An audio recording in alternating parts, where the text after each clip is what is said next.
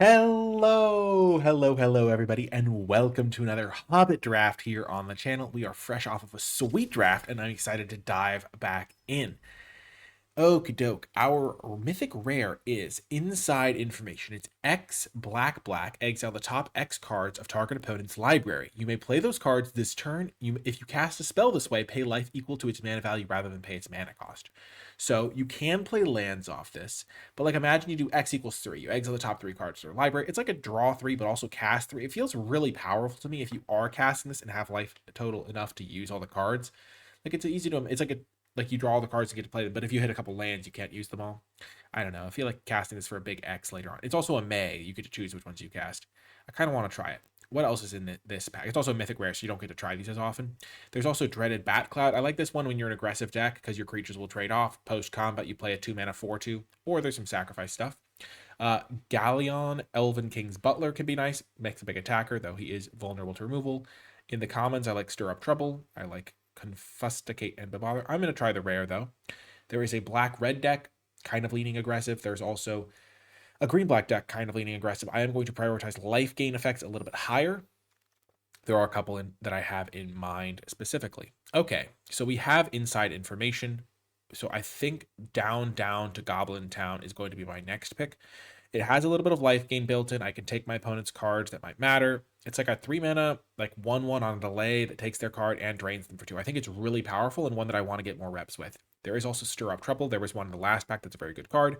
Thranduil, Cinder, and Liege is also pretty good, I think. You can use it as a card draw effect to get some lands. So usually you're going to hit either 1 or 2 lands when you use the adventure mode, and then play the creature, start getting some tokens, which can be nice as well. I love Bilbo Baggins Burglar. This card's very strong. I have already run into the scenario, though, where I prioritize this card very highly, and then I don't get to take as many copies as I might want because it's a legendary, and you can only play so many copies of a legendary in your deck. Other cards that I want to try Dwarven Maddock in a dedicated Dwarves deck. I think it could be really good there. But when we started with a really cool black mythic, I think following up with a good black uncommon is going to work very well for us. And then there's also like a black common. So black could be open here. We aren't sure quite yet, though. When I was talking about life gain effects, Ravening Warg was a card that came to mind. If you can get Ferocious, and it turns almost into a 2/2 Death Touch lifelinker, which is really, really strong. I'm not going to necessarily take this card, but it is one that's on my radar. Early on here, we see a couple black cards in the pack still, both of them reasonable commons. There is Troop of Ponies, which I think is a little bit slow and finicky because 2 mana to play, 2 mana to activate. That's 4 mana to get 2 lands out. Sure, you get the flexibility of sometimes being a creature, but not necessarily where I want to be. There's a couple blue cards that are okay. I think mainly here it's between like Goblin Town flunkies or like Ravening Warg. And I don't see a reason to necessarily commit to going into red just yet. And I think Ravening Warg is totally fine and plays well with like this kind of wanting to gain some life effect here. There's also Iron Hills Blacksmith, maybe the best card in the pack, but I think I'm going to try to stick to black for a while here, see if I can pair it with Great Green or red. And then there are, just going to note that there are some white cards in the pack. Okay, so again, we're kind of in this interesting spot where I feel like we could probably build a red-black deck. But blue, like red-white might be open too. Thor and Oakenshield pick 4. I'm not sure if that's a huge sign, but it is reasonable. Bilbo Luckwear, another card that I really like. When he deals combat damage, you draw and discard a card. So he's a 2-mana 1/1. But if your opponent's not applying pressure to your life total, he just loots a bunch of times and does some good work on that front. Here, though, I think with the path we've taken through this draft, Bilbo's Deadly Slice has to be the pick. There's almost this like philosophy that I have in some of these cases where if the path through the draft here doesn't lead me to taking Bilbo's Deadly Slice, then it almost means that I kind of have to reevaluate the way I'm taking my first few cards. Like, sure, this card might not be good, but assuming this card is good, it's like if you have 3 good black cards and you're getting like one of the best black commons, pick 4, and you're not willing to like take a slight hit in power level for it, maybe you're not drafting things the way you should be. That's just kind of how I view things a little bit. And like if that doesn't work, I might have to reevaluate how I'm approaching drafting this set because it might not work. And it might be that this set is all about finding the open lane. You need to be really willing to abandon your cards, but it's still early enough that I'm not willing to commit to that being the correct line quite yet. Here, Wargling is the best green card. It's the only green card. There is the Black Arrow, which is one that I want to try. It deals a damage to something and it's a legendary, but equip 1 is pretty easy to equip around. And then there's a Fearsome Goblin pair, which I think is pretty good. It can buy you a lot of time. I think I'm going to take it here over the Black Arrow, over the front porch sentries. When I have inside information, I want cards that stall the board, gum the game up, and I could still be black-green or black-red. I think red's looking more open. I've seen a couple Goblin Town flunkies, but I think I'll just take a card that can fit into my deck here. And, ooh. Now there's another down to Goblin Town, or there is Burn, Tree, and Fern. I really like Burn, Tree, and Fern. The mana can be really used well with inside information as well. And I've been seeing a lot of red. Like, there's another Goblin Town flunkies. It's a gun to bad opportunist. I kind of want to just keep taking the black cards. It might be crazy. I think this card's good, though. I mean, I have a little bit of removal. I have the Bilbo's Deadly Slice. I do think this gets worse in multiples, though, so I am going to take the Burn, Tree, and Fern here. I think this card's really strong as a removal spell that also then gets me some mana to help me use my cards in Goblin Town and Gundabad. I think Black-Red is going to be a pretty open archetype here for me. Now there is a Stir Up Trouble. There is also a Pinecone Strike. I am still biasing towards taking the black cards, and I think Stir Up Trouble might just be a little bit... I mean, these are both very good cards. Let's see. This is a late game card. Pinecone Strike is quite powerful. I think Stir Up Trouble is one that I don't want too many copies of, and I might wheel one, or I might get one later, because you don't have too many things to sacrifice. You'll have a couple things, but you don't want to be spending full retail on that. I think one thing that I've recently tried to work on is not just taking cards on a rote list. I mean, I never really did that, but sometimes I would have the thing where it's like, okay, I think this card's better than this card, so I'm just going to take it. Here, another close pick. There's another Pinecone Strike. And then there's a Bothersome Noisemaker. But sometimes in a deck build, it's better, just to finish that point that I was making, sometimes in a deck build, it's better to take cards that fulfill a variety of roles, because you're going to draw them both at the same time sometimes. And so, especially with these like legendary creatures or things like that, I've been thinking about it a lot. Like, okay, I already have one Pinecone Strike. I think Bothersome Noisemaker is really good. My creature count is quite low right now. I want to add some creatures to the deck. This can also be good for gumming up the board. And so I'm just going to cast a Bothersome Noisemaker here, I think, instead of getting that other card. And now there's a Tidings of War. I think one copy of this could be really good if I have some sacrifice shenanigans, maybe. Ragged Short Spear is another one that I kind of like, but I think I like it more in the Dwarves build than in this build. And I kind of want to try this card. It could be okay if I have enough sacrifice stuff. On the wheel, maybe a signal here. We are wheeling red cards, which is nice.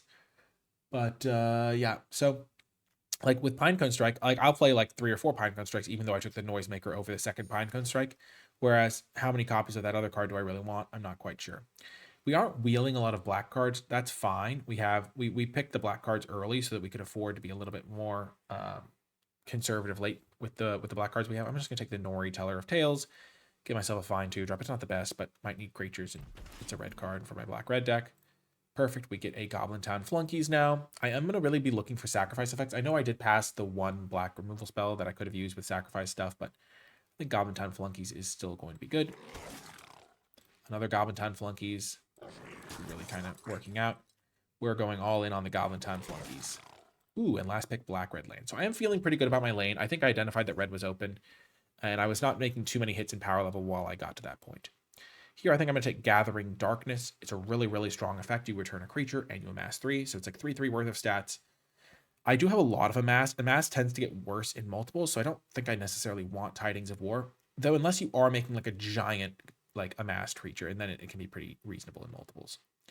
I will like Smog in this deck. I think I'm more of a, like, I could be kind of a late game deck, or it could just be an aggressive deck. I don't know. We'll still have to see.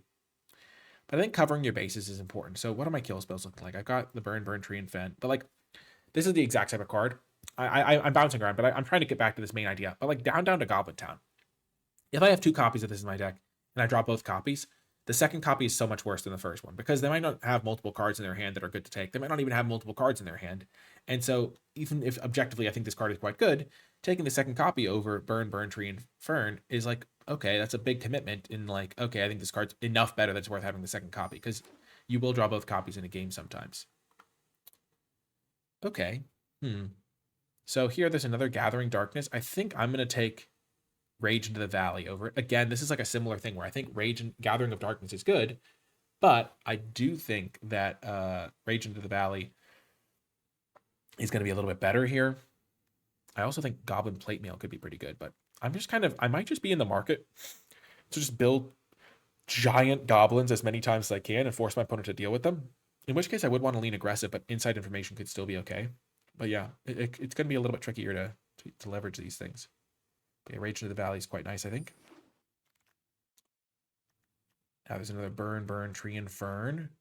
There is also a Gundabad Opportunist.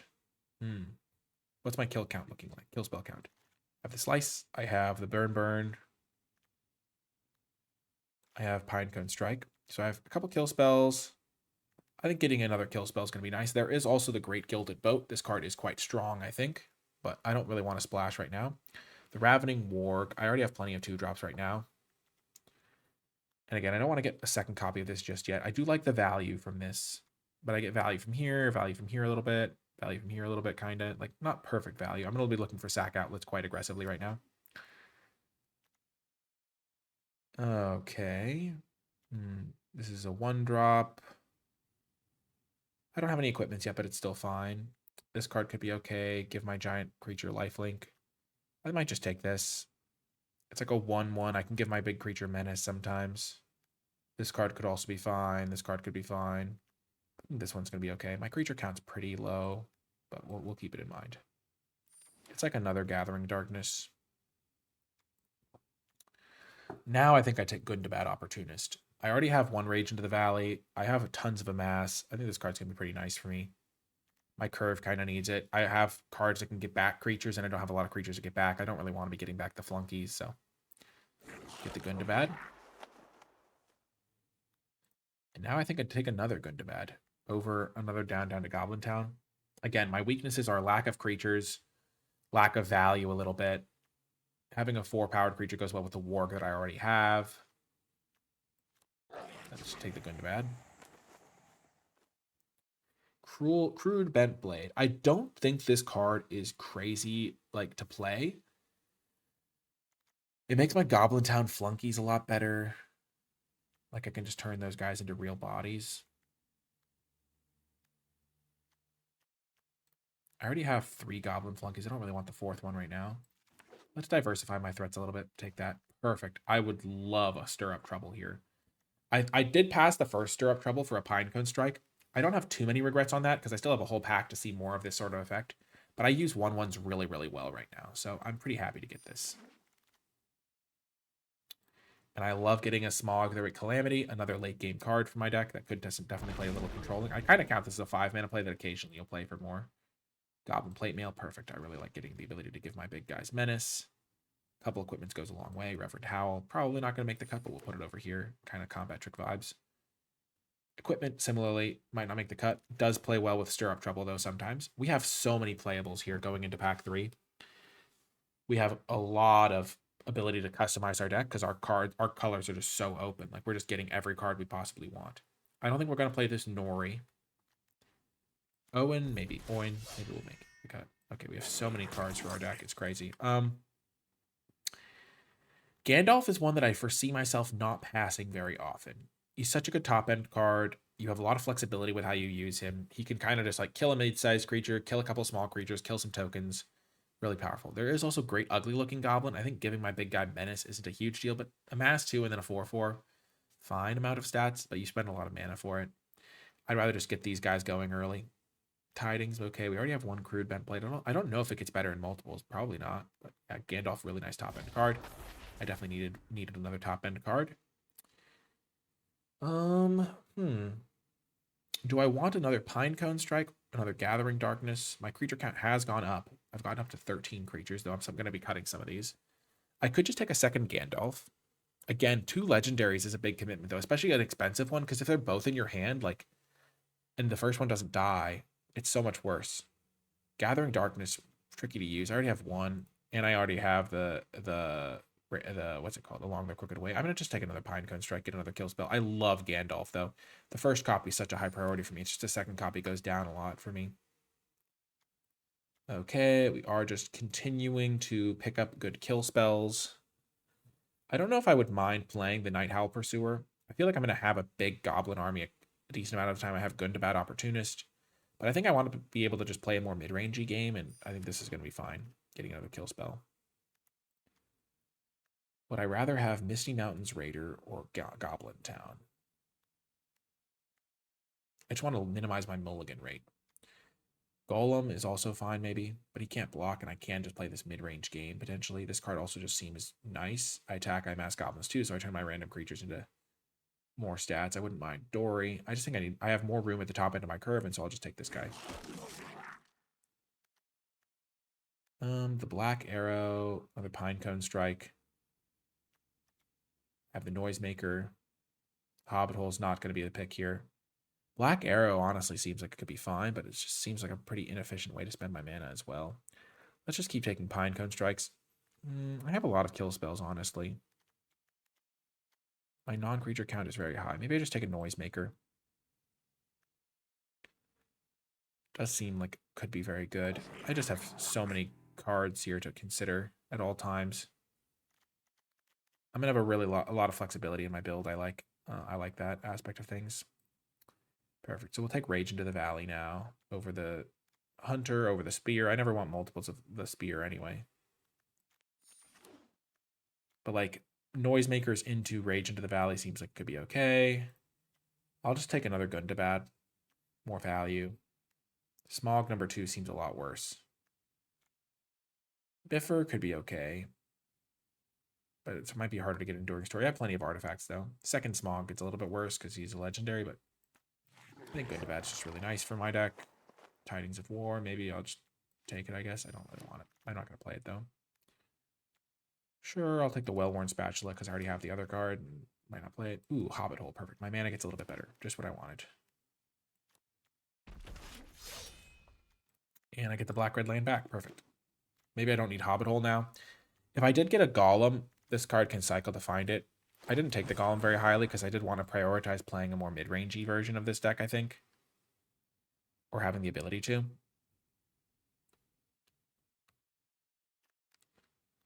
Playing Life with Rage into the Valley does feel a little bit worse with some of the cards I have. I could just build a very aggro version of this deck too. I feel like I just have a lot of options here, a lot of flexibility. Nori's getting cut instantly. Front Porch Sentries I don't think is very good. I just feel like a lot of my cards are more value-based. I don't really want Reverend Howl. Like, I can just win a long game. I don't want Tidings of War. I don't really want this guy, even though I have some equipments to go with him. I'm going to cut Hobbit Hole and just play the lands like that. And then I have to cut 8 more cards. That's a lot of cards. That is a lot of cards. So 15 creatures, 16 non-creatures, but a lot of my non-creatures make creatures. I don't have that many sacrifice outlets. So I think my main value is going to be just making these big amass tokens and then forcing my opponent to deal with them. So I think I'm going to cut some Goblin Town flunkies as a result. I'm going to have plenty of stuff I can sack. I don't think I need the Ragged Short Spear either. 1, 2, 3. Oin the Brave. Do I want Oin the Brave? I don't want Front Porch Sentries, that's for sure. I have some value here, but I probably still could use Oin the Brave. Just like I don't have a lot of ways to make him legend work. This is a Saga that would work with him. He gives one on his own. Maybe I don't want this. So I have 1, 2, 3, 4 2-drops now. I probably want a couple more. I want one of these. I want to get up to 6 2-drops. So let's just maybe play 2 of these. Down to Goblin Town, Crude Blunt Blade, Crooked Way. Maybe I only want to play one of those. I can play 1, 2, 3, 4, 5. Ravening Warp seems okay. And then I have tons of removal spells. Like my kill spells are off the charts. I've got so many of them. Smoke. 1, 2, 3, 4, 5, 6, 7, 8 kill spells is a lot of kill spells. Crude Bent Blade. Do I want this or do I want... I have this as an equipment. I have 11 creatures plus a bunch of things that amass. Misty Mountains Raider is more of an attack payoff card. Like, I want to be very aggressive with that. Which could be fine, but maybe I want to play a little differently. Plate Mail, I think, is good. Bent Blade could be good.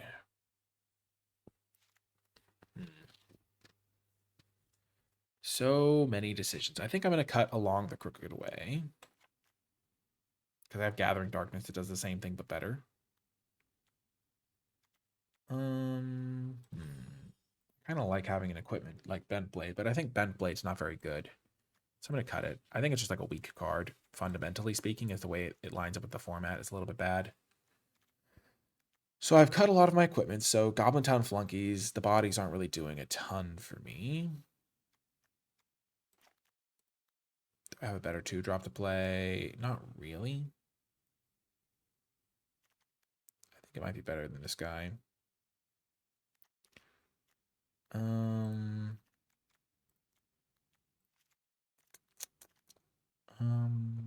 2, 3, 4, 5, 6, 7, 8, 9. You know what? Goblin Town Flunkies might just be worse than Tidings of War if I have 2 bothersome noisemakers. And just like ability to spend some extra mana. I kind of want to just try that out. My deck is pretty high on non-creatures. This card could also be pretty good. Maybe that would be better as well. Honestly, the Warg does not impress me that much. I'm going to be able to find some creature to get back with Gathering Darkness, I think. I'm just going to try this build out, I think. This seems like it could be interesting at the very least, and we'll get some experience. I can always make changes later. I don't always love that. That's kind of a cop-out sometimes on a complex build process. Tidings of War. I don't think I want 2 Tidings of War. Rage into the Valley is pretty okay. I have a couple of like niche effects. Got some good removal. Plenty of ways to use extra mana. Lots of kill spells, some value. I'm a little bit worried about falling behind early. I don't really think I need to have equipments to turn my cards valuable later. I have lands that can be used for value. I actually do think this build is pretty reasonable. Let's try it. And as I get ready for round numero uno, I would like to shout out the NicolaiBolas Patreon, patreon.com/NicolaiBolas. If you enjoy my videos and you'd like to support my mission to make draft accessible for people of all skill levels, Patreon is the place to go. And you gain access to cool bonuses like my card-by-card tier list and format thoughts document. Special shout out to those patrons who support the credits level. It makes a tremendous difference. Okay, round number 1. On the draw, bunch of black sources. I'm gonna keep this. We have like a bunch of black sources and a bunch of red 2-drops we could draw. That'd buy us some time. My deck's fairly mana hungry. They scratch you to the top. Perfect. We hit that land. I've been trying to discipline myself into keeping these sorts of hands a little bit more. Like I have 9 black sources in the deck and like 4 draws to get there. Like that's a lot of draws.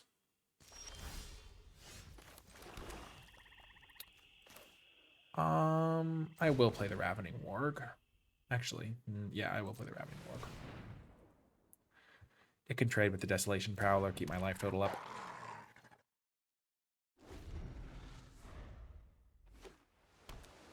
They're playing blue-black right now. Interesting.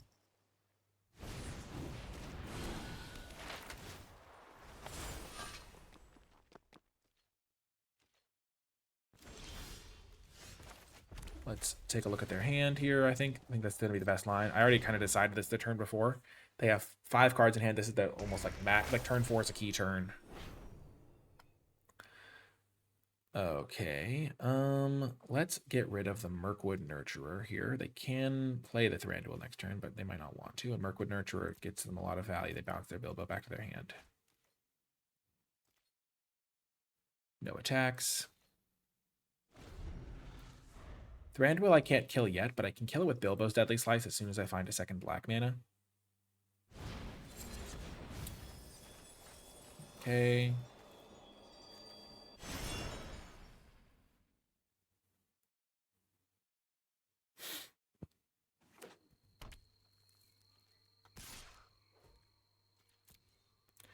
No blocks.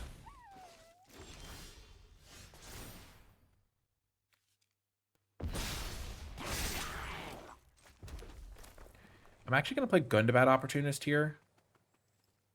I think. Because if I hit a land, it's really, really, really good. And I can then attack with Ravening War, force this trade, which is going to happen at some point anyway. Use my mana the best. And if they don't block, I get to trade. And also, this is a fine trade for me. Perfect. So everything worked out swimmingly. So now I drain them for 2, basically. Or they block here, probably. This is the trade I was already fine making. But now I get to gain 2 life out of it. And then next turn I can play Goblin Plate Mail, start attacking them with my Menace guy, and kill their Thranduil. So it's kind of the dream scenario.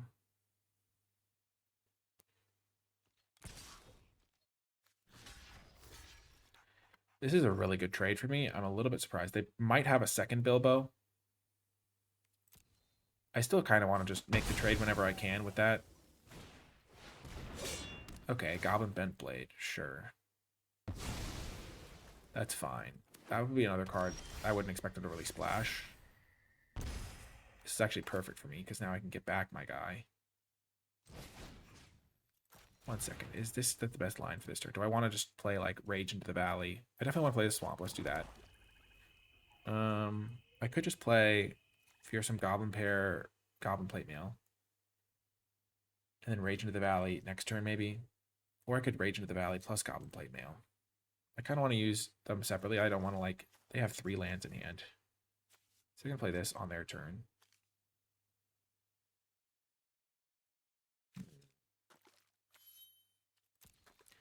So I really want... Yeah, let's just do this. This is going to be really good, because on my next turn, I want to play Bilbo's Deadly Slice and this. So I don't want to use this for this turn, because I really want to Bilbo's Deadly Slice this guy on my turn.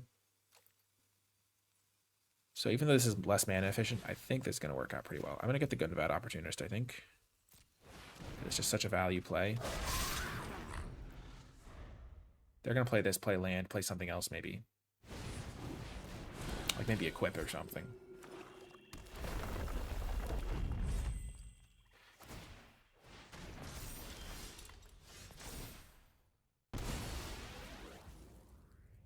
Play land.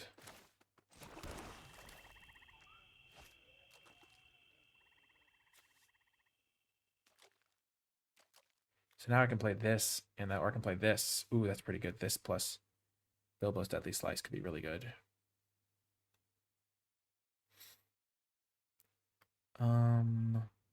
Because they are under a lot of pressure to answer this thing. It hits them really hard.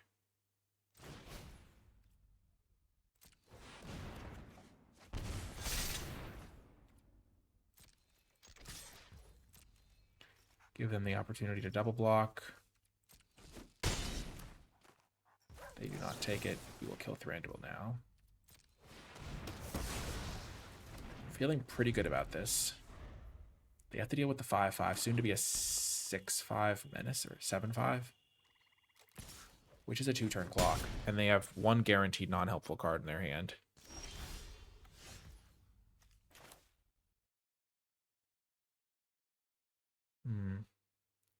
Let's lead with this.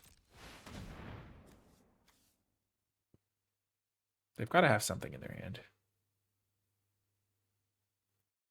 Do they have Thranduil's Decree? They do not.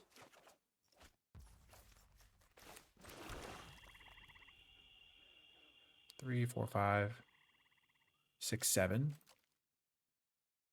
So next turn I can play this and this, so I can just play this turn.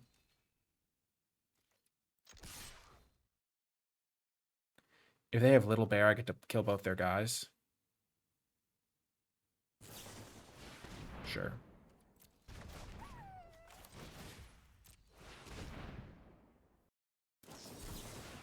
Sure. They're drawing 2 and discarding 1.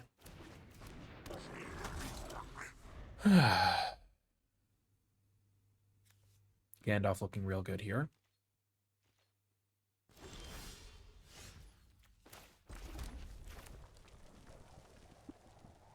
If they have Thranduil's Decree, I think I am a little bit behind if I just do nothing here, so I am going to cast this. And if they have Thranduil's Decree, it's just really bad for me. Yeah, that sucks. That sucks.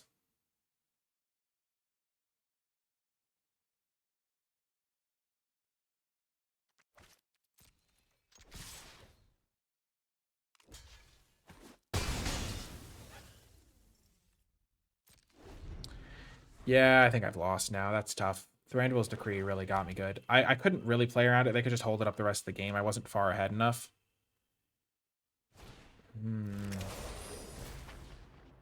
All my cards are permanents too. Like I didn't have a non-permanent I could play.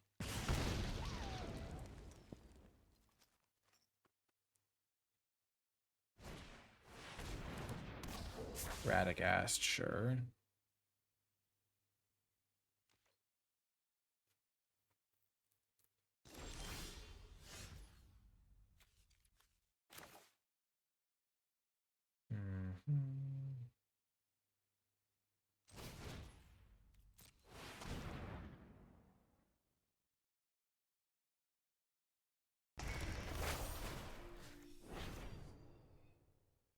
I kill the Radagast here.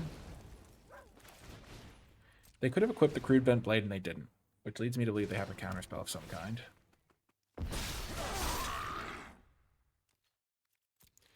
I'm going to kill the Crude Bent Blade here. Okay, they have Riddles in the Dark.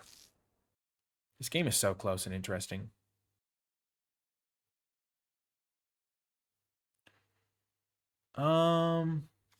Yeah, I'm going to let them have their 2/2. Yeah, the 3 lands are even like, because one of them's a spell land, it's still not even guaranteed there. Yep.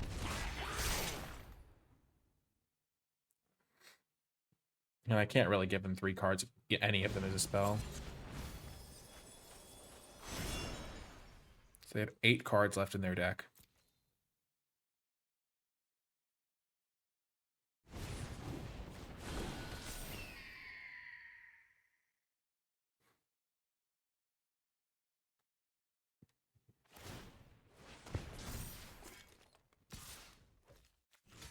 I think that might be a mistake, but we will see. Now I have them on a 2-turn clock.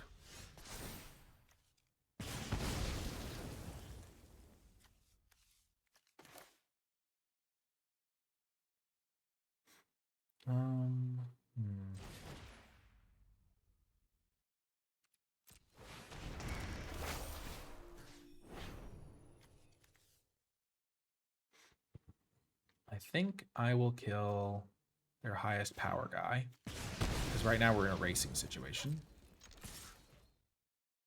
I'm not going to count on decking them.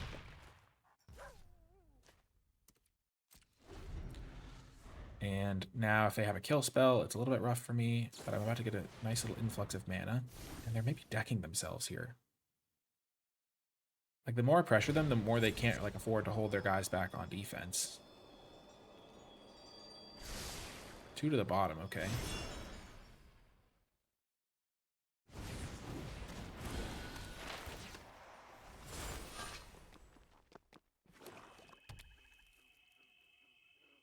Like, they have to start attacking me at some point here.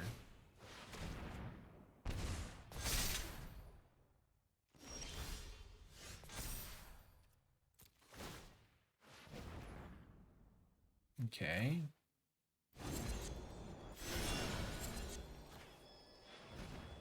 So I kill all their creatures.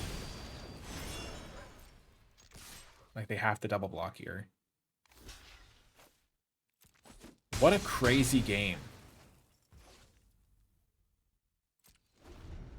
They have 3 cards left in their deck. There's no way they can kill me, really. 2 cards left in their deck. Wow. Okay, they got my guy. Like, they can't win anymore. Because I just play Smog. Wow, that was a crazy game. For starters, they're playing a sweet deck. Like, looking at their deck list, they have a lot of cool cards in it. Column, few rages. You don't want too many rages, I don't think. Wow, what a win. That was crazy. That game was wild. I don't think I did anything too, like, bad. Like, I think playing my guy out was, like, okay. Also, I forgot I had inside information, which just decks them. That would have been a win con for sure. I mean, my life total was, like, I wouldn't have even had to pay any life. I just, like, exile the top X cards to their library.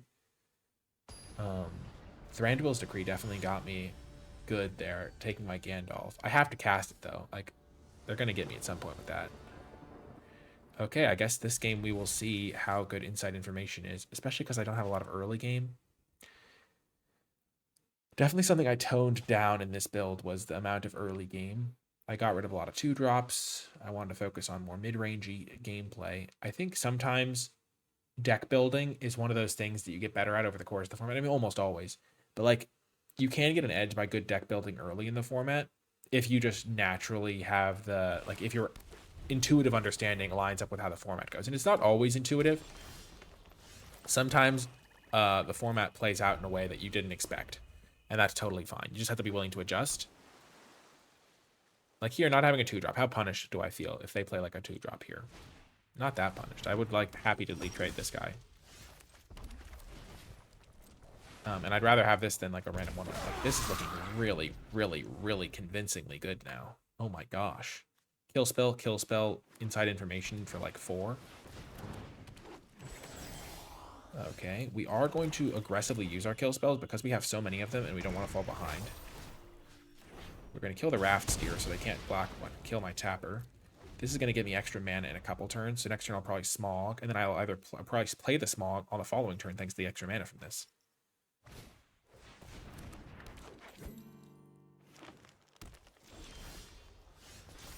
Turn 5. Kill this guy.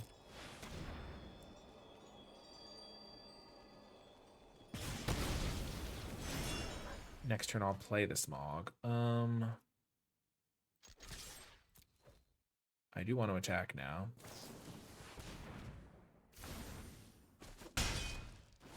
Even though this is a lot of life potentially, so maybe I thought they would trade, honestly. Wow, they just cast it main phase. It's crazy. Yeah, that doesn't seem like it could possibly be right.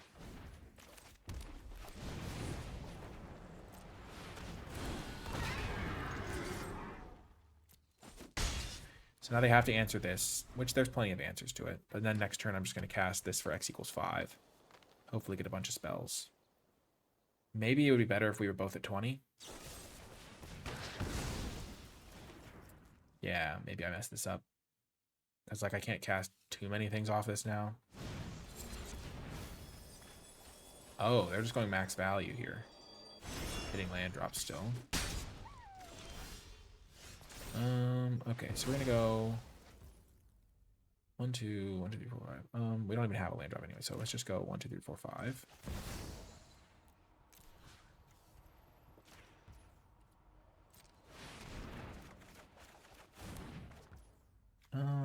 Play this guy.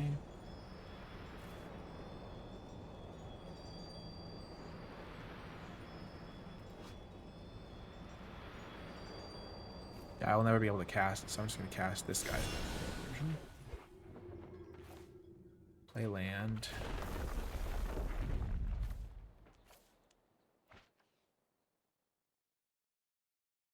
If I play this, then they get to play the flashback mode on it. That seems bad. I will play this.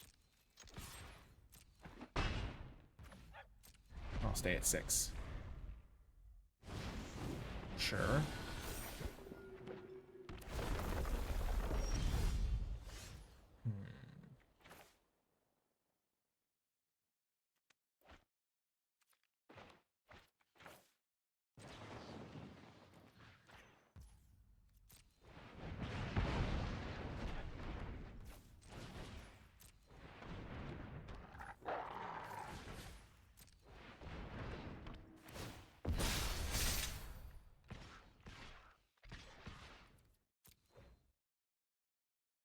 I suspect I might have played this a bit badly. Like, what do they have for 3 mana that they're holding up? They have something. It could be Little Bear.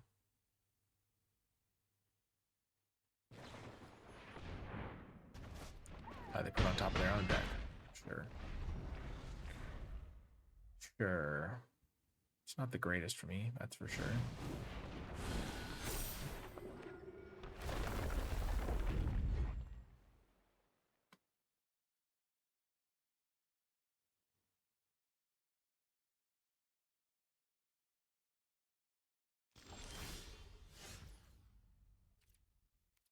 That's a really good draw, though. Let's do this first.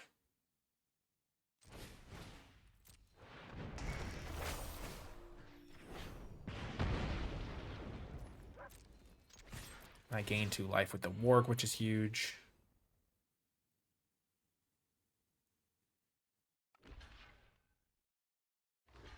Were they just dead if I killed those? Yes. Here they're functionally dead, though, if they don't do anything here. Like, they have to have a spell of some kind here. Okay, they don't. They just go to 1. And then I have Bilbo Slice to keep me alive, and I have Gandalf to burn them in. I have 3 creatures, including Menace. So sometimes it's like the 99% play versus the 100%. Like, I could try for a kill spell, and then they have like something in response. They give their guy hexproof. All of a sudden, they survive, and it's a disaster. Whereas here, like, there's nothing they could have, really. This is a card that I've already noticed myself not playing around enough on easy partings. When they hold up 3 mana, I easily think of the counter spell. I easily think of what kill spells they could have.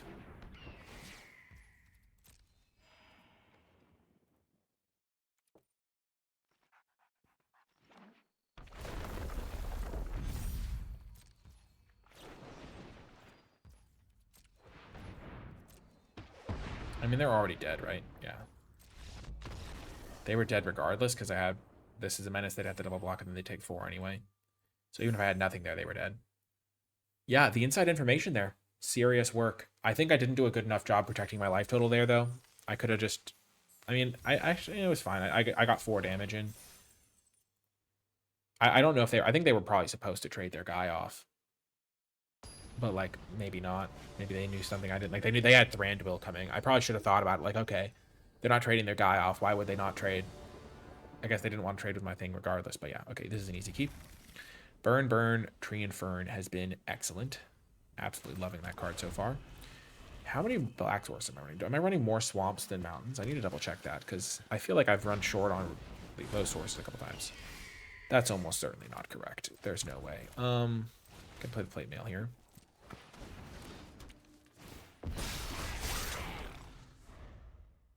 Like, I feel like you really want to play this to get the value from it.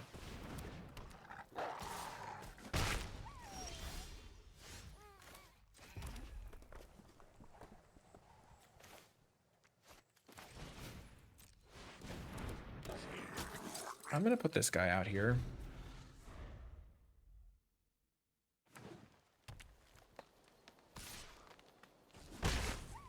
Because it disincentivizes this from attacking because I can double block.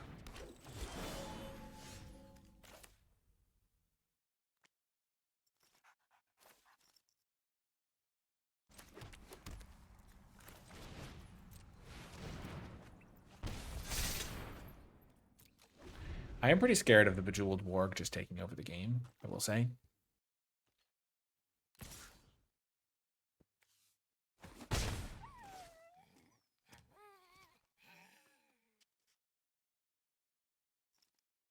This card's looking quite poor here. I think I have enough amassed that I don't need this card, so I'm going to cut it. I'm going to change things up.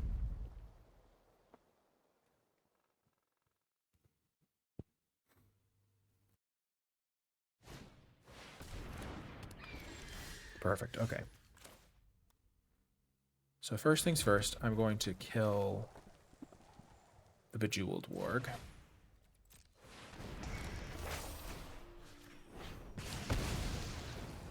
Then second things second.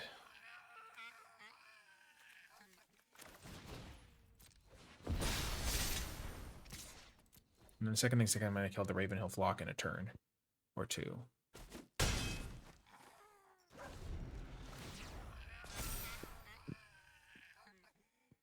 Blue-green does not... I mean, blue has tons of answers to this giant thing. I am kind of going all eggs in one basket here temporarily.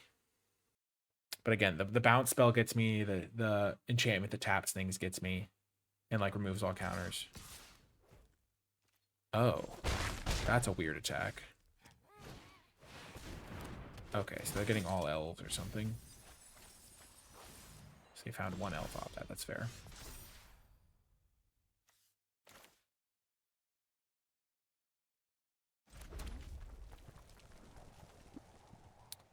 So I can put 3 more counters on it, put them on a 2-turn clock.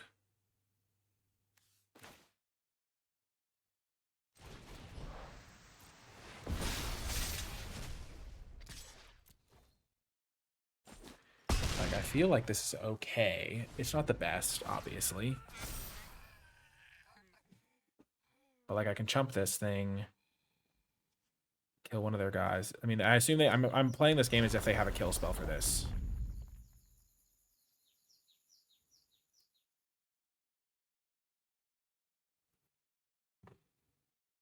How aggressive can they get if they don't have a kill spell? It looks like they don't have a kill spell. Because if they had a kill spell, they just, like, attack, force me to chump. Okay. Gandalf. Okay.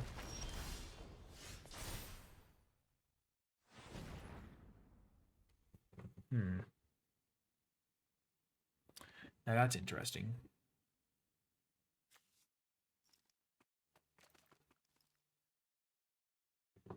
So now they have 3/4 powered creatures. And the Meditator can get unblockable. Oh man, how sick would it be if like my best line involved deadly slicing my own fearsome goblin pair? Like, would that even work? This would be 2. This is going to be 3, 4, and this is going to be 6. I'm at a low life total. But just imagine that like my turn is like, use this. I don't have enough black mana is the problem. It also just sounds risky for sure. Okay.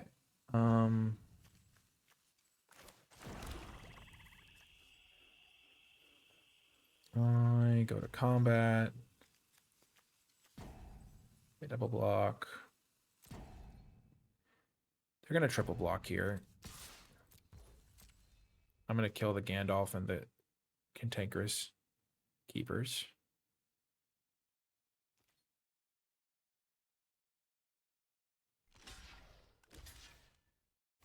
Yep.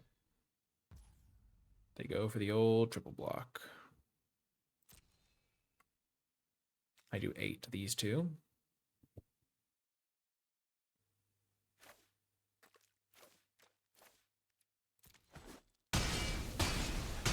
Because of this fetch land, I can't stop them because they can switch it up to 4/2 at instant speed, which is certainly a bummer.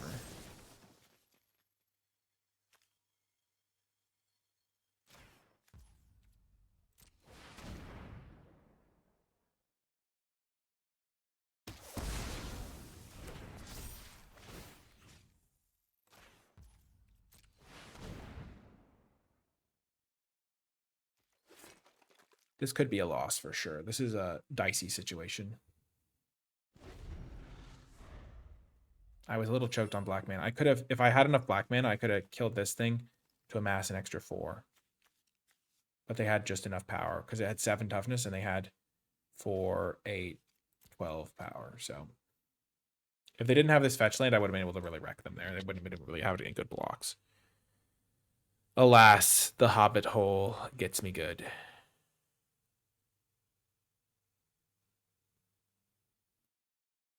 If they do attack in with the Mirkwood Meditator, it doesn't end well for them.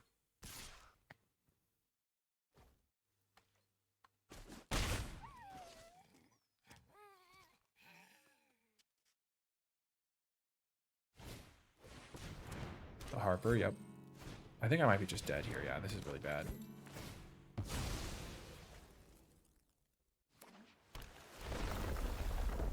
Because they can just give their guy unblockable.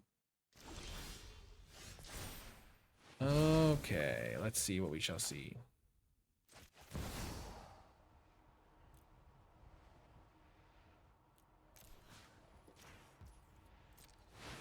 Maybe we'll hit something good.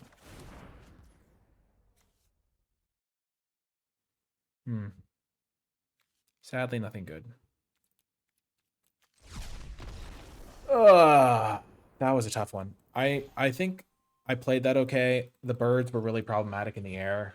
Maybe I wasn't. I mean, I think as long as it really just came down to them having the fetch land there. I couldn't really race them on the ground. I was trying to race in the... Oh, wait, I have to cut the card. I have to cut the card. The one card was really bad. I did learn that valuable lesson. I think this card's just not where it's at. It was so low impact for me. I mean, it did add some stats, but like I really don't want to play this Tidings of War. I would much rather play like I don't think it just feels like everyone has like disposable creatures to sacrifice. So currently I have 1, 2, 3, 4, 5, 6 2-drops kind of. I kind of want to add one more proactive play. Let's add Goblin Town Flunkies, I think. This card could also be fine, but I think we'll add the Flunkies and try that one out in this deck, even though I don't have the best uses for it. Just has a little bit of a ground stall. I have some ground, like late game stuff. Having ground stall could be useful. I think just having 2 bodies could be useful as well. I mean, honestly, it would have been just as useless as the Amass card. Honestly, the Amass card would have been better than the Goblin Flunkies there. Like, Amass card might just be better than Goblin Flunkies in this hand, too. So maybe I'm not supposed to be playing the Goblin Flunkies either. I just need a different solution to that slot. We'll keep tweaking.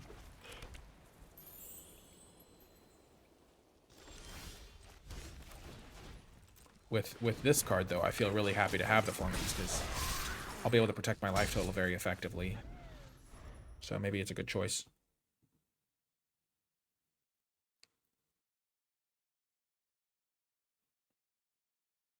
This card's going to do some serious work this game. I can already feel it.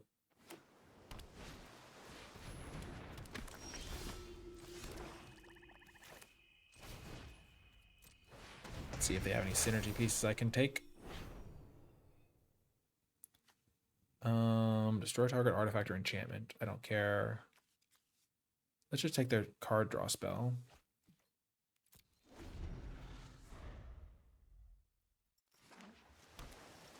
Like, if they use this to kill one of my 1/1s, that's fine by me.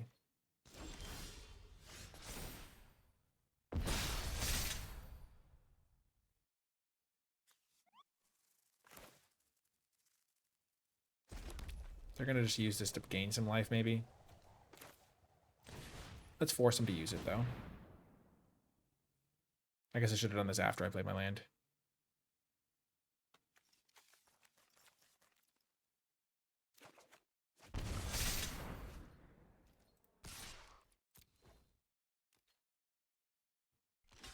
Yep, they're going to gain their life.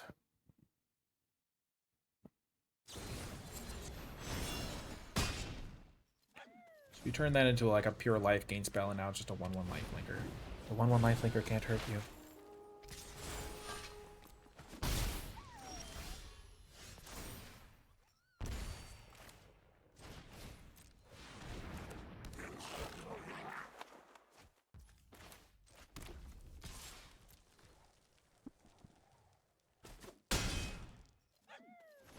If they attack me with all our creatures, I'm just going to block here, force them to use their +2/+1. This card is just miserable against Smog.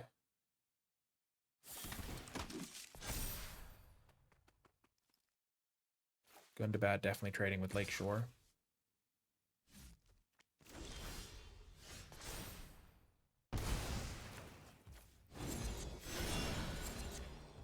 I do not like Esgaroth Garrison at all.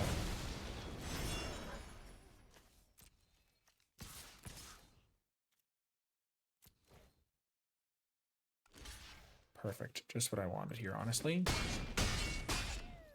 This thing is a growing problem. I want to be able to reset my thing. I want to be able to cast this. They're in huge trouble here. This card's been pretty good when you're on the front foot.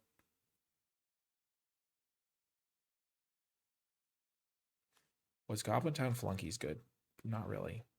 It wasn't terrible. Just I probably don't want another Amass card in that slot.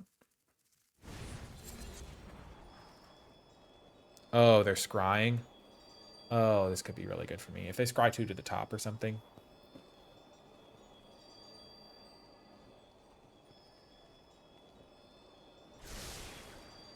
Oh, they scry 2 to the top. So they only get to draw 1 of them. They probably thought it was irrelevant, they're ordering. Little did they know. Order is everything. 1, 2, 4, 5. So I can do 5.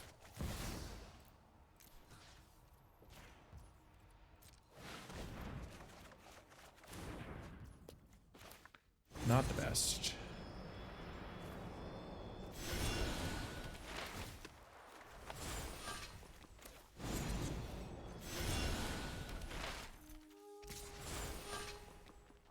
I guess I could have cast it for X equals 4 and gotten the land. Casting Smog would have been a lot better there. Maybe you're supposed to just empty your hand before you go for this, because then you can cast it for even bigger numbers. I was just so tempted because they scryed the card at the top. Maybe that's just a lesson learned with that card. Because now I'm not in like a commanding position.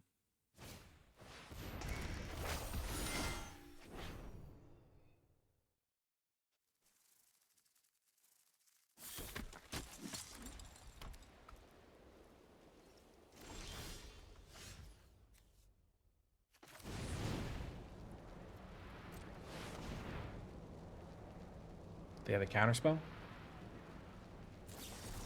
They do. Okay.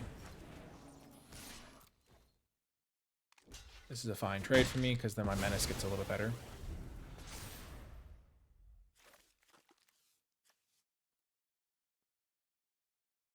Get to bring back Lakeshore Apprentice or something. Yeah, but like if on that other turn I just play Smog, they just can't possibly win. It's already looking pretty good for me, though. This bothersome Noisemaker is going to make a giant creature. If they ever play a big creature, I have kill spells. Nope, I'm going to lose. My gosh, that card's so messed up. Oh my gosh, it's so messed up.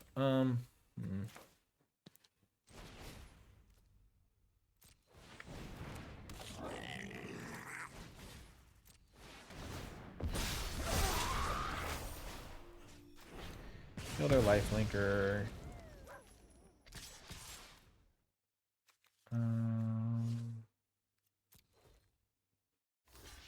Bilbo's trade. Gosh darn it. What a shame. This card's so broken. I was in like a really good position here too. I'm not like completely out of it, but I'm not in good shape anymore.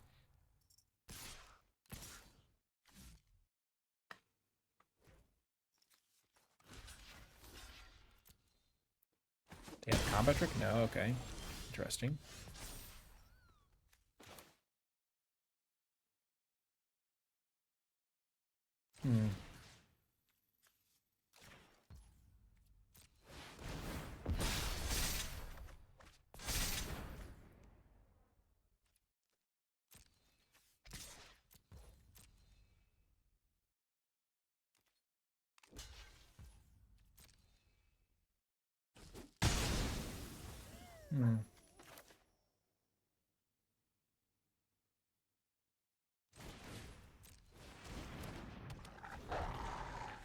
I feel like I'm in okay shape again. We've kind of battled back. Honestly, Gathering of Darkness has been really good every time we've drawn it. I thought this was a dwarf for some reason.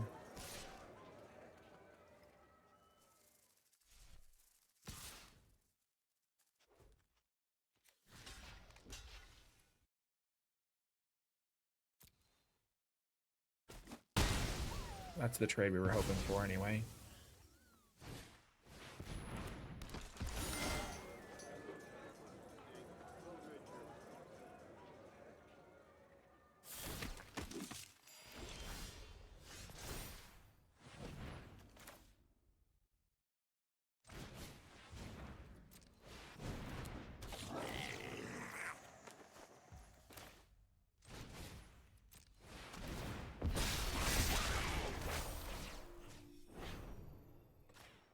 Let's just kill the Belladonna before it can do anything crazy. Honestly, Patient Destruct is a little annoying because it has Vigilance, but it'll attack me once and be done with.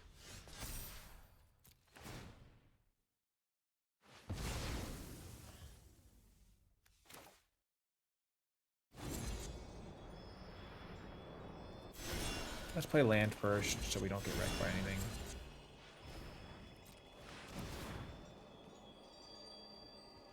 Like now if we can pay for 4 if they want us, if we need to counter unless they pay 4.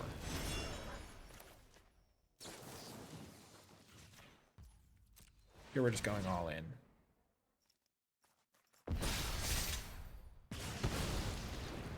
Because they're just dead if they have nothing.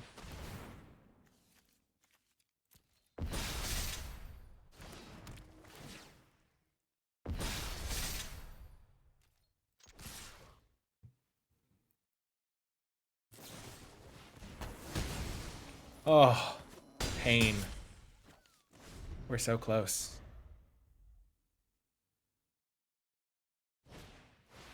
Lake Town Toymaker, sure. Bang! We got the win anyway. Oh my gosh, we beat the Dwarven Party. Or Unexpected Party card. That card's messed up. Well, lesson learned, really honestly, about this card. If I had waited, I would have won this game easily. And instead, I got greedy. I was like, oh, they scried 2 cards to the top. This is my chance. Oh, man. Did I even take the second copy of Preparing for Gathering of Darkness? I mean, maybe it's just been good every time I've run it. I'm just going to put in Misty Mountains Rider over the Goblin Town Flunkies and just see if that's better. I don't know if it is. We have 1, 2, 3, 4, 5, 6 now. 2 drops, kind of. It seems a little low. Maybe we want Owen the Brave.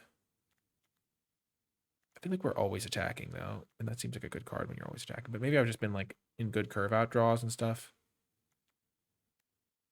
I am playing the wrong configuration of lands, though. That's pretty assuredly true. Like, double black on these makes me really want the extra swamp. So I'm glad I double-checked that as well. Finally.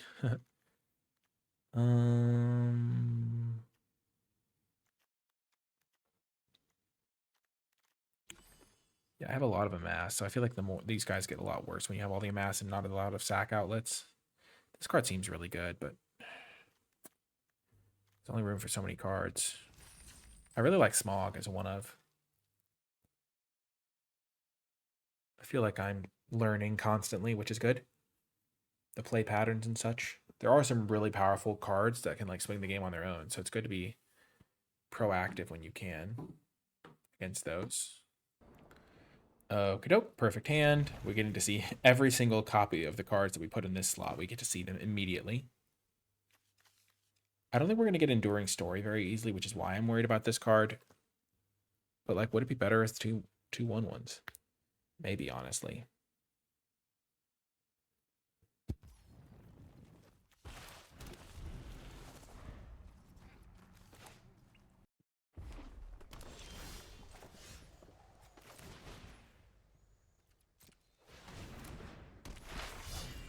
This thing, trade it off, get it back. Okay, well, it ate a removal spell, so the 1/1s would have been better there.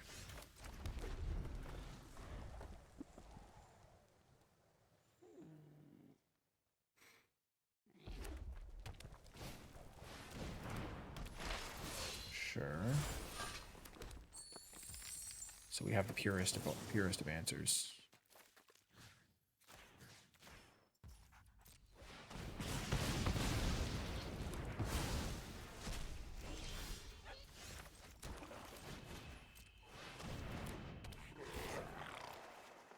Bang. Good to bad opportunist. Thrower's map is pretty good, though. That's a good card.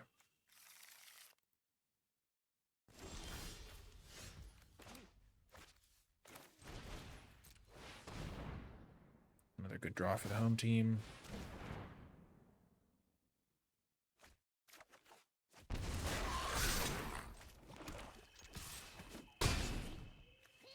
It's like they exiled this guy.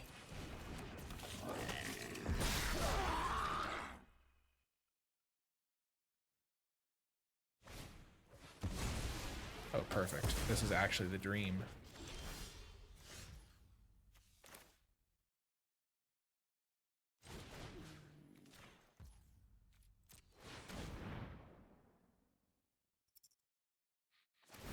So I'll hit them for 5 now. But they'll get a free chump block out of their guy. No, they don't even chump. That's crazy. Can't believe they didn't. I mean, maybe they think it's going to get bigger. So they think they'll get more value by waiting. Okay, sure. Stir up trouble.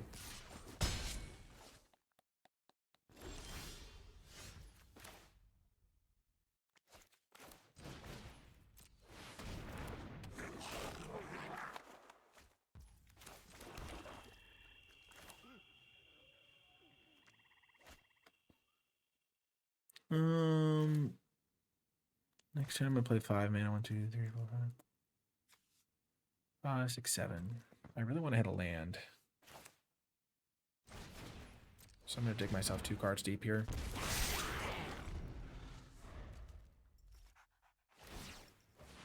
Because there's a chance that I could just play Smog.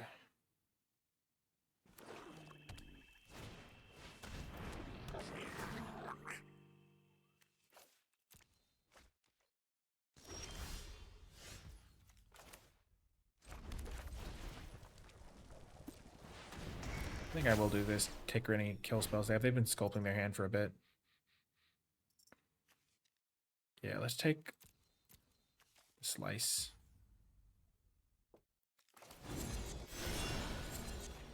Kill this guy.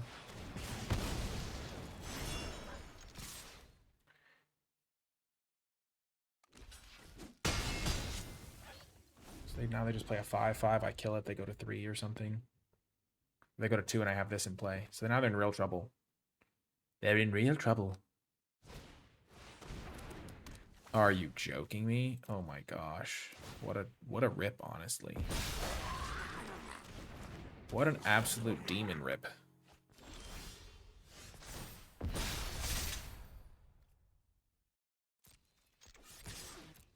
They're still in huge trouble here, don't get me wrong. Like, they're still almost certainly dead as well.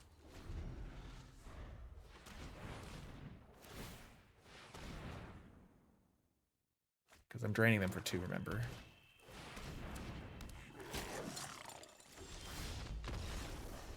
Yeah, that was a complicated game too. There's so many sequencing decisions to be made. Gosh, I've drawn all of the cards. I've drawn them constantly. Oh my gosh. Just like, it's funny because after playing the deck out, I would rather have like another Gathering Darkness. Would I rather have this card? Would I rather just have a 2/1? Probably not. Would I like to have this guy? Maybe I'll try this guy now. We've tried all the other ones. Might as well try the last one. Then I'm just going to put an extra 5-drop into the deck. Because it feels like it'd be pretty good. You play that guy, you immediately attack. You get another 2/2. You add 2 to your guy. There's also a decent number of X1s in the set. So, like, blocking something and then killing their Bilbo Baggins or something is kind of a nice thing. But I guess so does, like, the Goblin thing being a 1/1 kind of already punishes those. If I had an equipment in the deck, maybe I'd want it. The Crude Bent Blade just feels horrifically bad. Like, every one of these games, there's just, like, a random 1/1 lying around that they just are begging to sacrifice. And your Crude Bent Blade just looks terrible. And there's random artifact hate. Okay, this hand looks pretty good. 2-drop, 3-drop. The Bothersome Noisemaker is definitely my best 2-drop, I think. Can definitely, like, take over a game. This card's way better when you have sacrifice synergies or equipments. He can also just stall out the game, though, which I kind of want with some of my cards.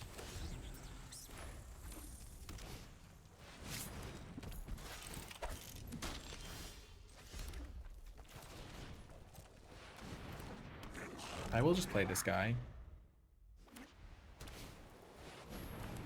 Dory Bearer of Friends. They don't attack is crazy. I'm gonna play this guy out. Because next I want to play this and this. Because this can like kill the equipment, especially if they equip it somewhere. But it's gonna be pretty annoying. Like I can get a nice chump block in. I can't chump block this guy though. Let's just rage against the Dying of the Light, I guess. At least have some good trades going on. Because now I can block this unless they equip it.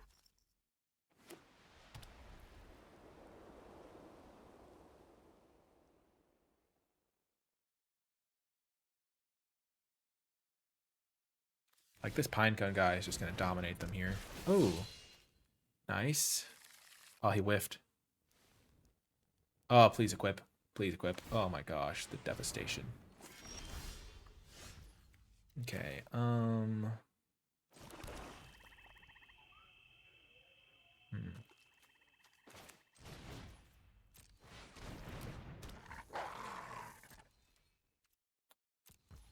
still on the defensive here because this thing's just gonna absolutely about like massacre them. I can just kill equipment mid-combat.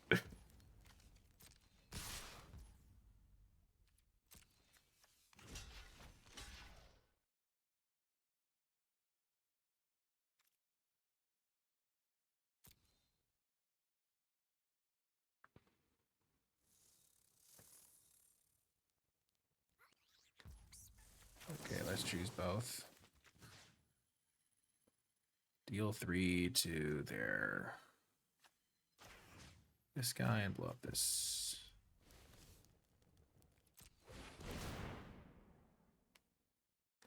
So my guy will become a 4/4.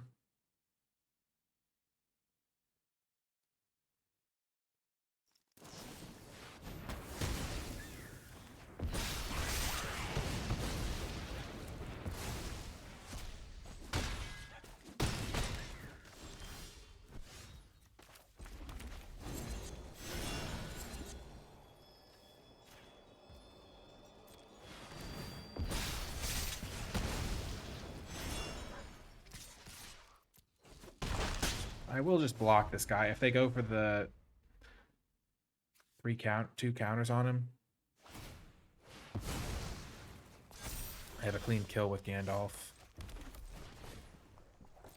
I mean, my deck is just humming along.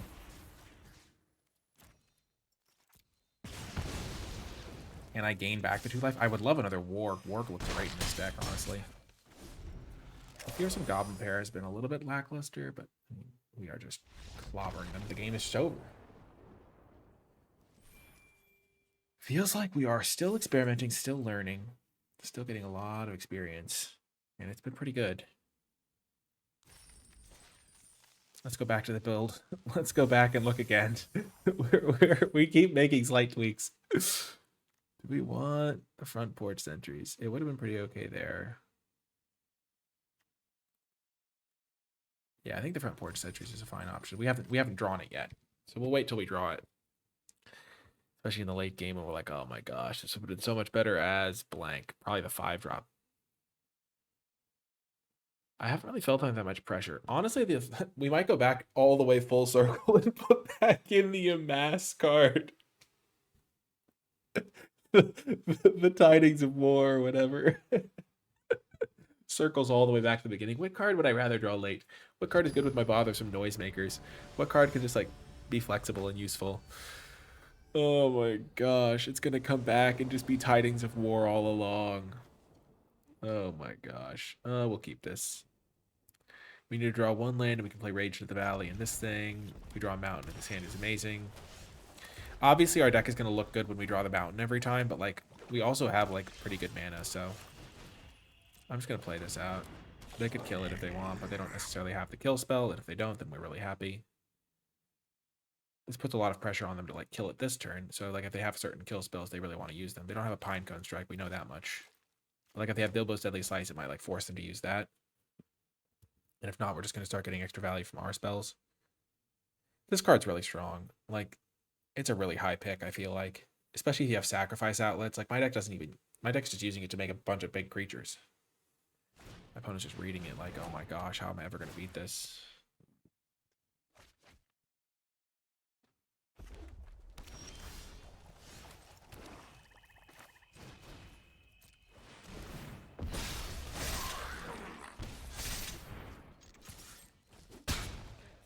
Perfect. We started the hand with no red sources, and we have 3 of them now, which is kind of awesome. We have just cruised up the curve here.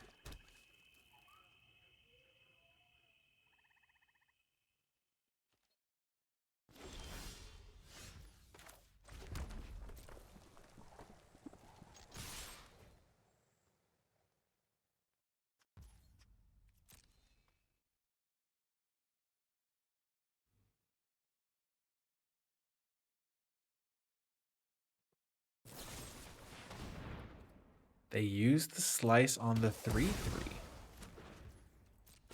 Interesting.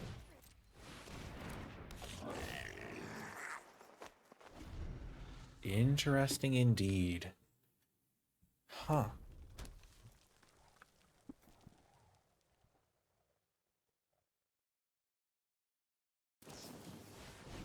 Okay, they have a Pinecone Strike, sure.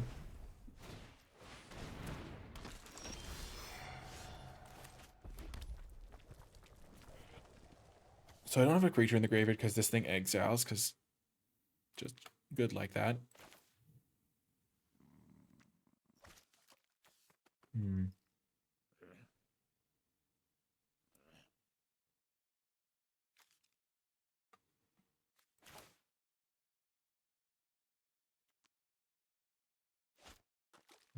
might just take the damage, then I have to use my Pinecone Strike on it.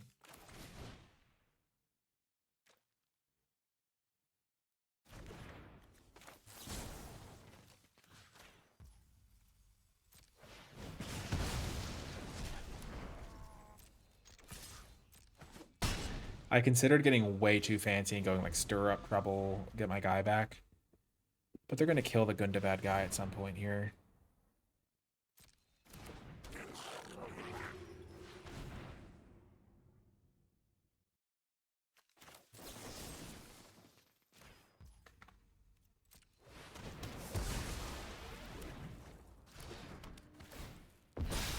Might as well keep the race in my favor.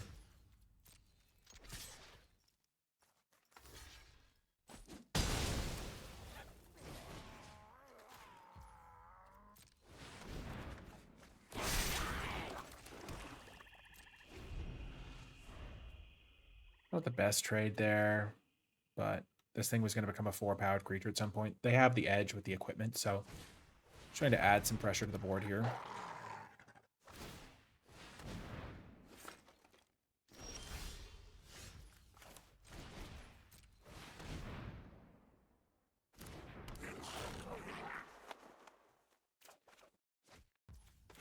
Oh, what a rip. Oh my gosh. Oh, that's like game winning.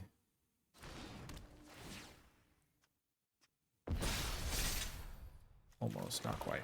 Not like necessarily, literally, but hitting them for 5 here, now they can't block. And now like any of my creatures can get menace too is just messed up.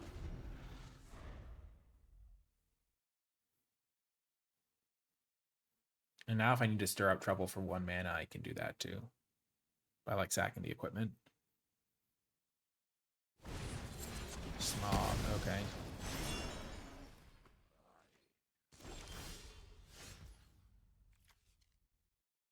So they can't pay the 2 life or they die.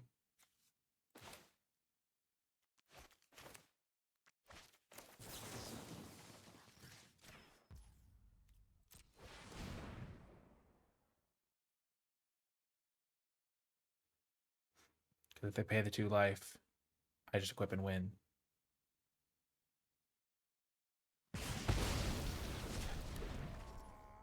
But now I can play this.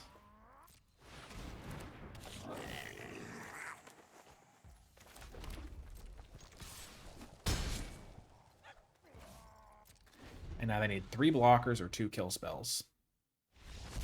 Bang! Another win for the home team. Would I rather have Ragged Short Spear in that spot?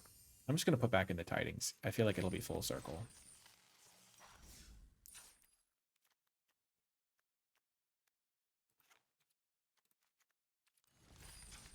It is a full... I've made so many tweaks to that slot. Oh my gosh. I've tried them all. I've drawn most of them. I realized I needed to play 1 extra swamp instead of 1 mountain. It's been a journey, this whole draft. Okay, we'll keep this. We're on the play, so... And we have tons of cheap cards. Like, tons. Even though this is a very slow hand. It's quite slow, but I think we're going to be fine. Immediately rewarded. Let's go. Yeah, I think we're going to be in just good shape here. Blue-green, sure. The Thresh, not my biggest concern.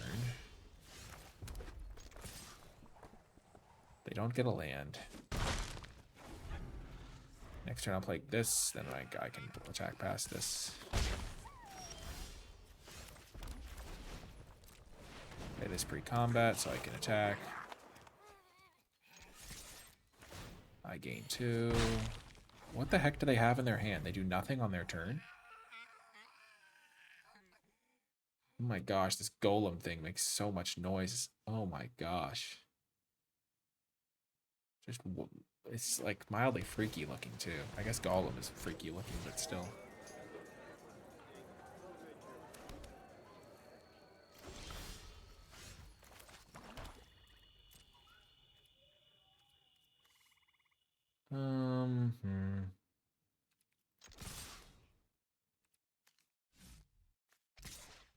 We trade here. They take 2. I make my guy back. I'd rather they trade here. So they're getting value with their guy. I'm getting value with my guy.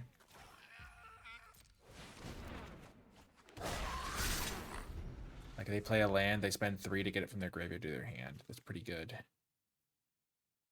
If they have a land to play, which they probably do. This card's really good. I do have some exile-based removal, which is pretty good against it, but yeah, they can't spend the mana on it. Nice.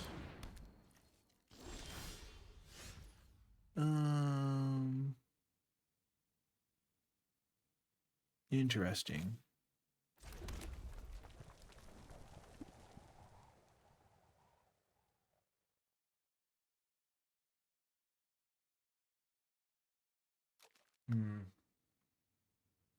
I kind of want to just attack both.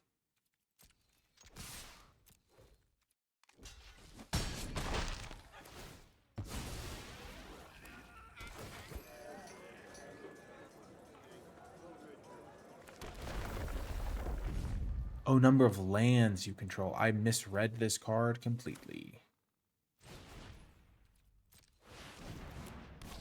I misread it to the max.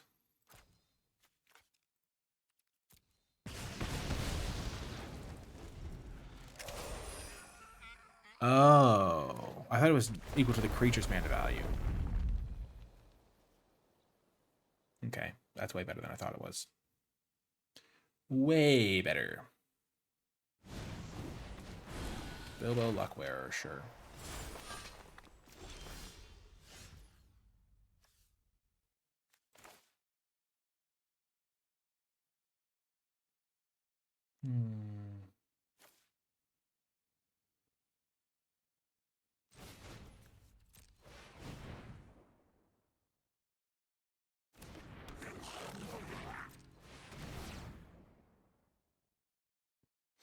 I'm trying to push as much damage as possible here.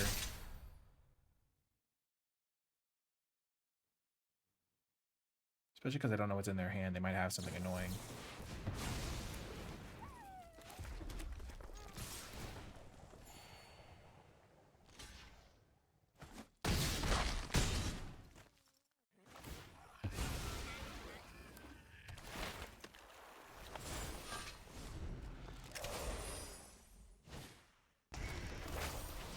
That's a bummer, though, for sure. Thranduil's Decree. I wonder if I could have done nothing.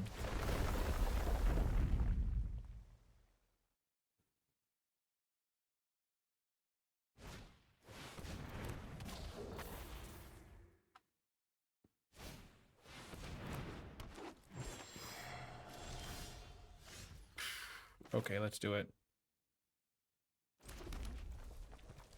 For all the marbles.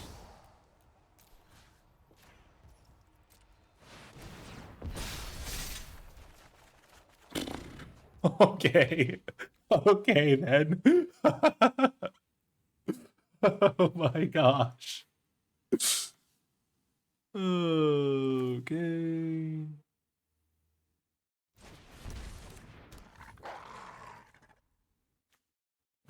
I can kill their Gearion or something. And then they can get a creature. If I attack with everything...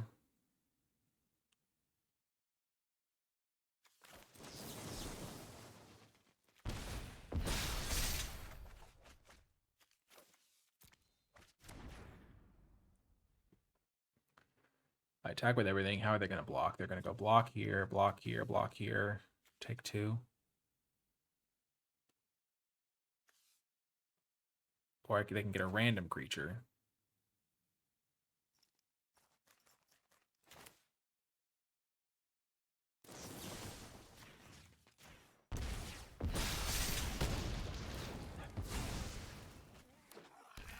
That was way better for me. So now they're going to go chump block here, trade here, eat here, take 2.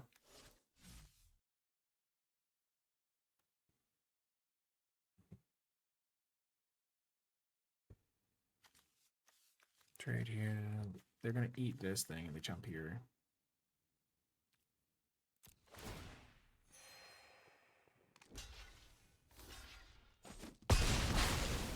I think this is fine, honestly. I mean, it wasn't the best thing, obviously. It wasn't the best thing that could have happened.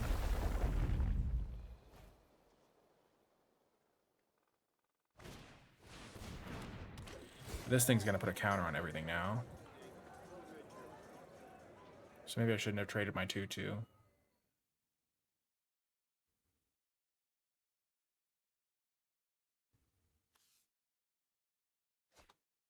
They discard Quarrel. Oh, no. So now I have to top deck something. Well, that's something. Kills this thing and exiles it for good. And buffs up my guy.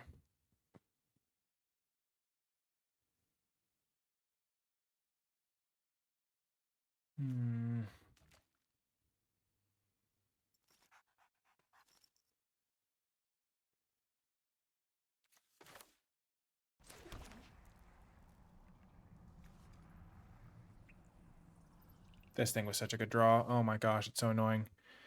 So I exile this thing. This thing grows. 10/10 is so big. Yeah, I have some unconditional kill spells left. We'll be patient. Them getting my down to Goblin Town was annoying, that's for sure.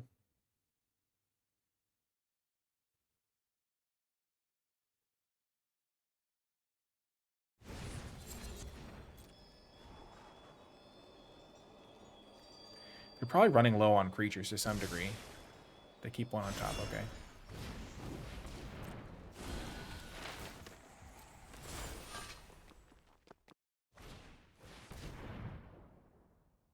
Okay. A little bit annoying. Not the end of the world, though.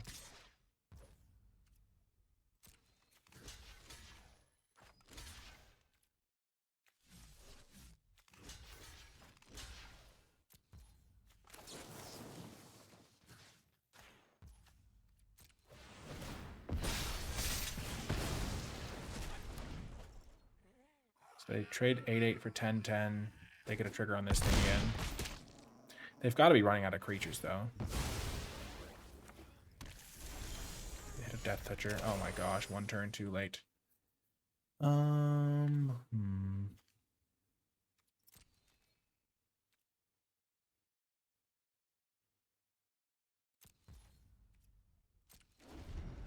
They have no creatures left in their deck. I could see that being the case.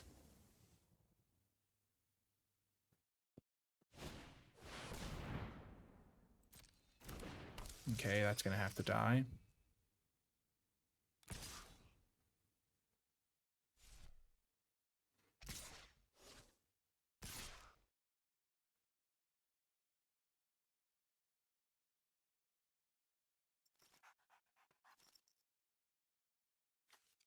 Like, they're probably out of creatures.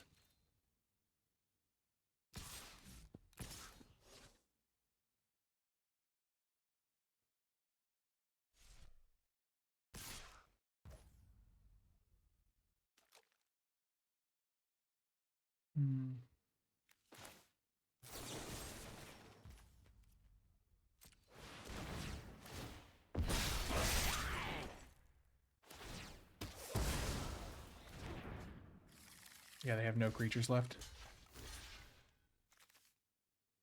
They have this thing, which can be pretty scary, but if it's their bottom card, we're okay.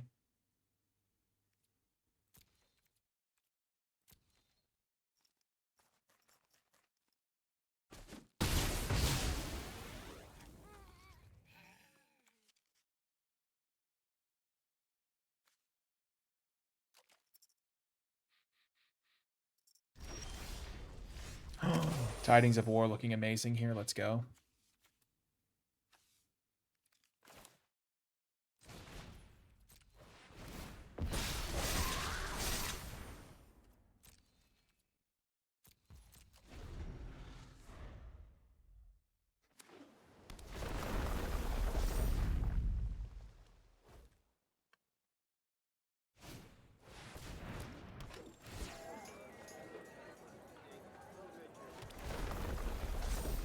Sure. They don't have that move available to them that many times this game.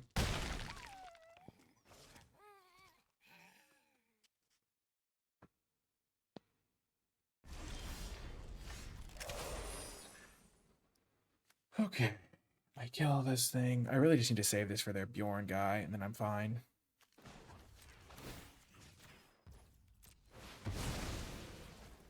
Like their giant bear thing. Remember, they also have the card that can give hexproof.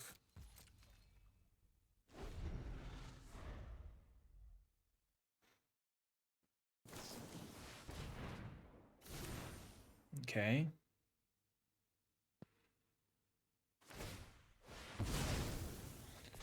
Sure.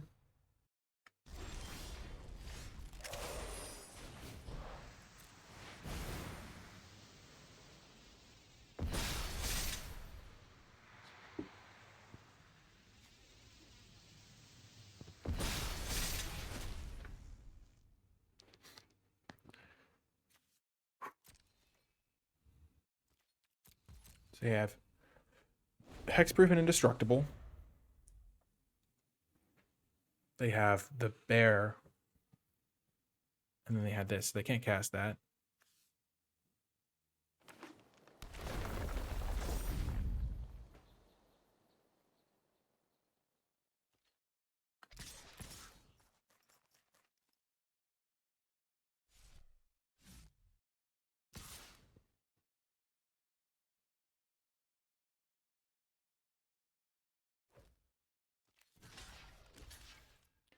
So they have their hexproof and indestructible. No, they don't. Oh my gosh. So they have the hexproof and indestructible in their hand. They also have this card. That's so funny. Holy heck. I'm gonna kill their Death Toucher.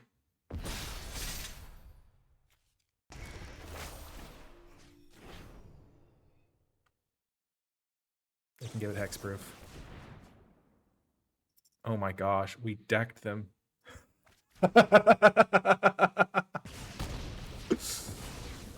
Heart in friendship, decking them out. WinCon is crazy. Oh my gosh.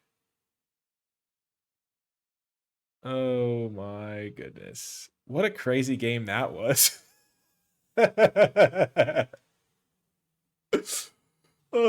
Actually, because Tidings of War was so good that game with our brothers of Noise Finger. It all came full circle. Oh, yep. I respect him. Oh my gosh. I can't believe that Tidings of War not being like front porch goblins was like what won us that game by just being like so much better as a top deck. Well, actually, honestly, front porch goblins might have been okay, but like being able to block their stuff was legitimately great. Randwell's Decree, we beat it a couple times. It always feels pretty bad when it gets you, but oh my gosh. What an absolute beautiful beauty of a draft. We were swapping everything. We started with Tidings. We moved on to the Goblin Town Flunkies. Then we put in Oin the Brave. Then we put in the Front Porch Sentries. And then we went back to Tidings of War. In the process, we added one swamp to our deck. Overall, really cool stuff. One thing I learned, I think Gathering of Darkness, you can play like a couple copies. We were always super happy to have that card, even with that not a ton of creatures. Thranduil's Decree, I need to get better about playing around it, but I don't think that this deck always could. I mean, maybe I should save like Rage into the Valley for turns where they're going to hold it up, but we were able to beat it even when they resolved it on like pretty decent spells. But like they took our best couple spells a couple times and we still were able to win. But I think that might have been just having slightly better cards. Inside Information, definitely like casting the Smog over Inside Information. That one turn would have been better, would have made that game a lot easier. Definitely something to keep in mind on that front. Down to Goblin Town was pretty good. I feel like Crude Ben Blade is just like, it would have been so bad almost any of the times we drew it. Yeah, it felt like a really sweet deck. I kind of want to try this card, but it wasn't to be in this deck. But if you made it to the end of this video, in the comment section down below, leave hashtag circular war to let me know you made it all the way to the end of the video. Much as I want the hashtag to be about inside information, I think the fact that we were like swapping out that one card constantly and then it ended up being back to Tidings of War was pretty awesome. So hashtag circular war to let me know you made it all the way till the end of the video. This was a really sweet build with lots of cool options, and we played some really awesome games. So I hope you enjoyed it. That's going to do it for this one, though, and I will talk to you next time.